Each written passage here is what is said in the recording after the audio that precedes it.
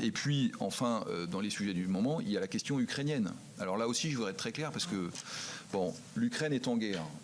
L'Europe doit apporter son concours à un peuple qui se bat pour sa liberté, ses frontières, son modèle. Très bien.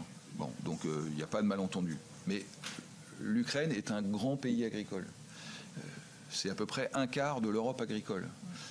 Dans le moment dans lequel on est, qu'on vienne en aide aux Ukrainiens, je pense que tout le monde peut le comprendre, mais ça n'empêche pas de poser la question agricole.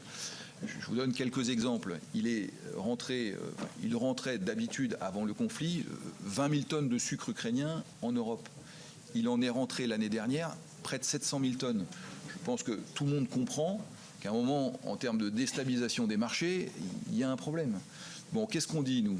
On dit qu'il faut qu'on trouve, à partir de clauses de sauvegarde, la possibilité de faire rentrer quelques volumes, parce qu'après, en franchise de droit de douane, parce qu'après tout, c'est pas choquant qu'on continue de commercer, mais que le reste, on regarde comment éventuellement on peut faire des corridors pour réexporter, parce qu'on comprend bien que les ports de la mer Noire ne sont pas aussi disponibles. Mais ce sujet, il faut l'adresser. Et si vous posez la question à un agriculteur polonais ou roumain, il sera encore plus déterminé que ce que je viens de vous dire. Donc le sujet, c'est pas de tomber dans les agriculteurs ne pensent qu'à eux, veulent pas se soucier de l'Ukraine. Il y a une réalité de marché. Voilà, donc il faut quand même qu'on la regarde. Parce que ça se traduit derrière par des fermetures d'outils sur tout le territoire national.